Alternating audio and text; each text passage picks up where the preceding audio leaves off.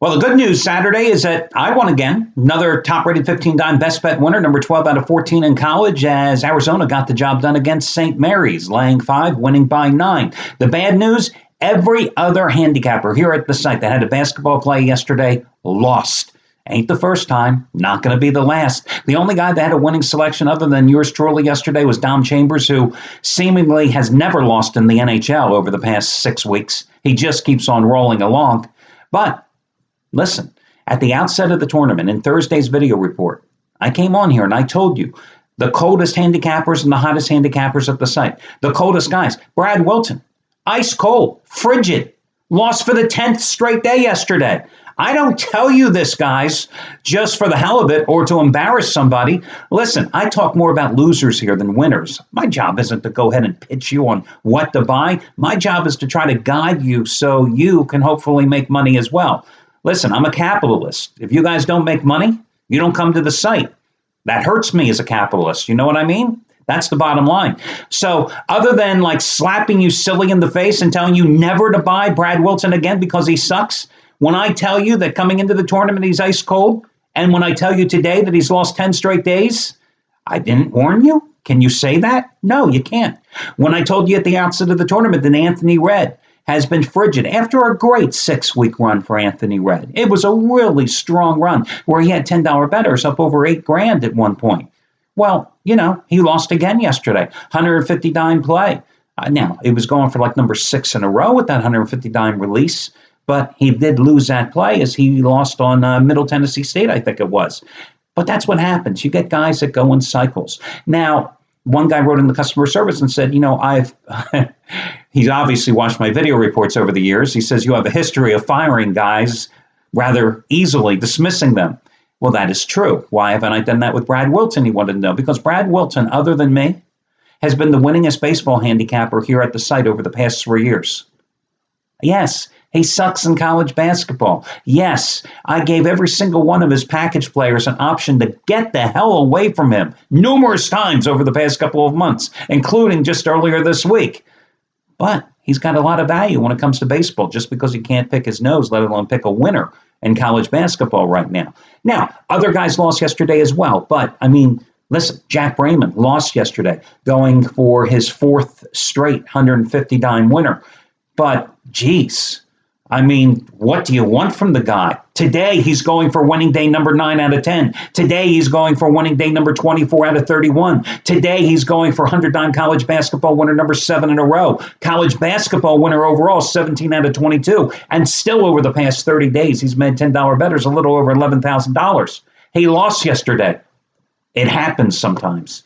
Nobody wins every single day, and anybody that ever has told you that in this business. And there are still some scumbags out there, these dinosaurs from the era of the sports handicapping business that lived and breathed by operating phone rooms with these salesmen with heavy, thick New York accents that would beat you and your mother up to try to get your credit card, telling you, hey, they had the lock of all locks, and it was an absolutely guaranteed win. You know, these guys always claim that they never lost. Anybody that tells you that they never lose, yeah, ask them to look up into the sky twice and confirm that it's blue for you as well. Listen, the complimentary plays here yesterday, not too good, 1 and 2. Went down with Middle Tennessee State. You know, yesterday was one of those days where so many of the handicappers, I get the emails through customer service, so I see what everybody's putting up on the sites. And I saw everybody coming with Middle Tennessee State. And I understand, because we saw what the Blue Raiders, who were really kind of like the tournament darlings, had done coming into the tournament and what they did in the 5-12 matchup against Minnesota on Thursday. But I thought, in this particular case, it was a good situation to stay away from Middle Tennessee State, which is why I got on Arizona and gave you Middle Tennessee State as a complimentary play. I like the game, but just not that much. I often have told you that when I see, and guys that have been in this business for a while, when we see handicappers or gamblers come in on one game and hammer it hard, one team, that team is carrying too much weight. And that definitely was the case with Middle Tennessee State yesterday. In terms of the tournament, you know, in the first round, we had a recap of 15 favorites, 15 underdogs, and 2 pushes, right? We had double digits dogs going 6 and 7, and we had 4 outright dog winners. Yesterday, believe it or not, the favorites covered 5 of the 8 games. Problem is, not the right ones. A lot of people got buried with Gonzaga yesterday, right? A lot of people, I think, probably got buried a little bit on Villanova yesterday as well. And who saw Xavier winning yesterday?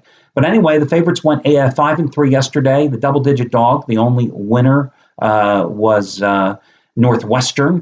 They were the only double-digit line yesterday, and they covered easily against Gonzaga.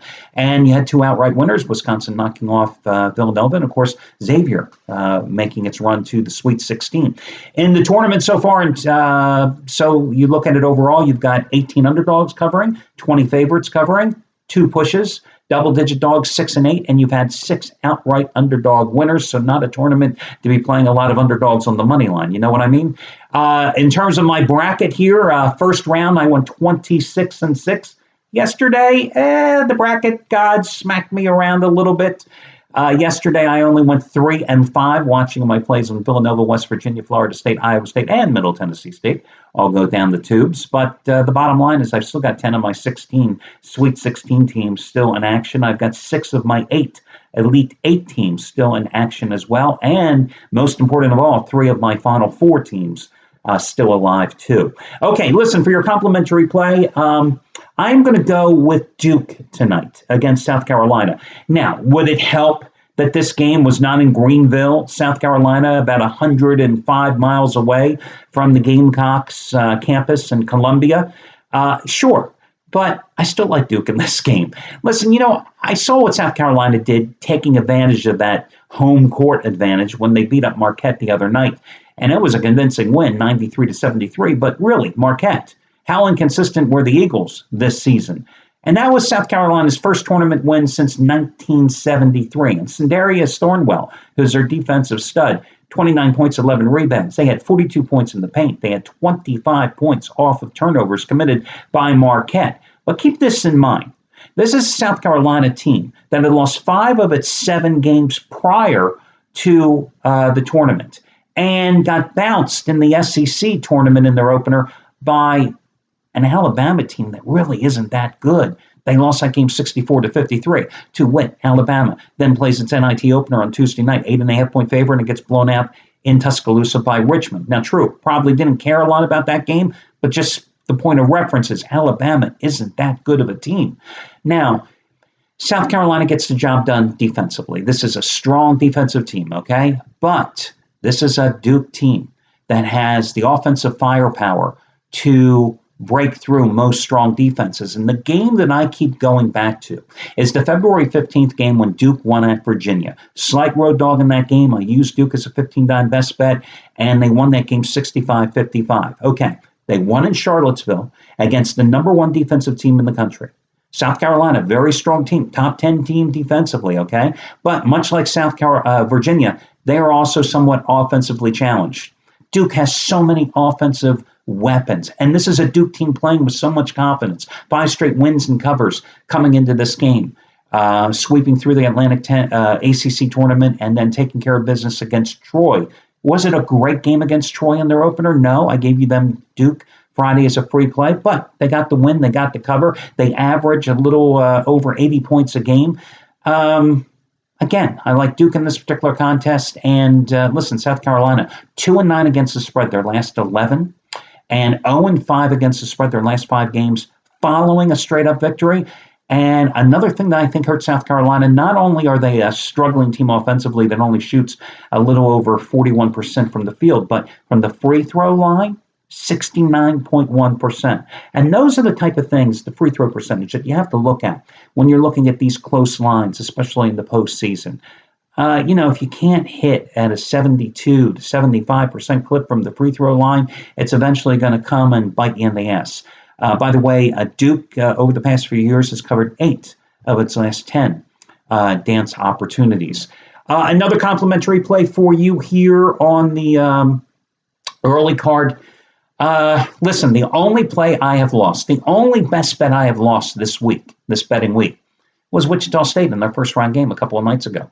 They won by 6 over Dayton. They were laying 6.5. They are going to be in Indianapolis today playing Kentucky. The Wildcats are a 4-point favorite. Did Kentucky look good against Northern Kentucky? My God, they did not.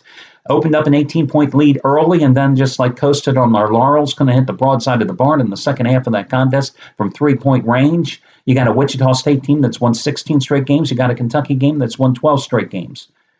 I just think, just more of a hunch, I just think the Wildcats' pedigree will show up today. Wildcats are the more athletic team. Wildcats are the more talented team. Problem is, this Kentucky team just doesn't often play that well.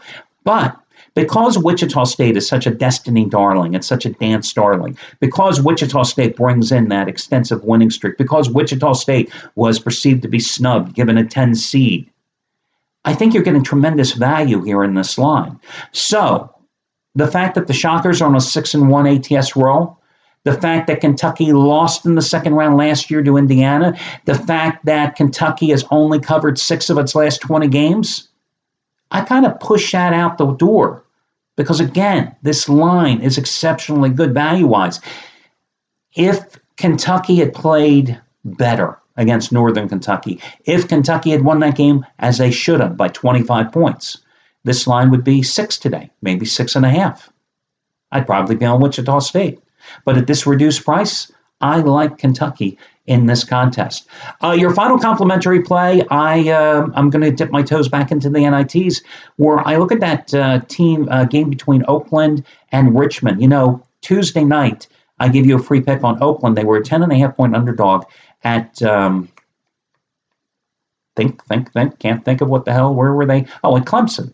They found themselves down by 20 points early in the second half. They came back and won that game outright as a 10.5-point dog, which speaks volumes to how poor the Tigers are this season and how motivated I think the Golden Grizzlies were after getting dumped out of the Horizon League tournament early by Youngstown State in their tournament opener. They carried a 9-game winning streak into that postseason tournament. They were odds-on favorite to win the damn thing. Instead of sitting around and waiting for their big dance ticket to be punched, they had to sit around and wait for their NIT opener at Clemson. Well, tonight they're on the road again at Richmond. Richmond beat Alabama and Tuscaloosa, as I noted earlier, outright as an 8.5-point underdog a couple of nights ago.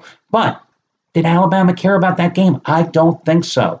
I think Oakland is the more athletic team, more balanced offensive team, a team that averaged close to 80 points a game on the road this year, a team that has done exceptionally well on the road this year, 9-2 straight up on the road. You know, Richmond, only 11-5 straight up at home. It's not like they've got this tremendous home court advantage. And the Golden Grizzlies have covered 10 of their last 11 when getting points on the highway.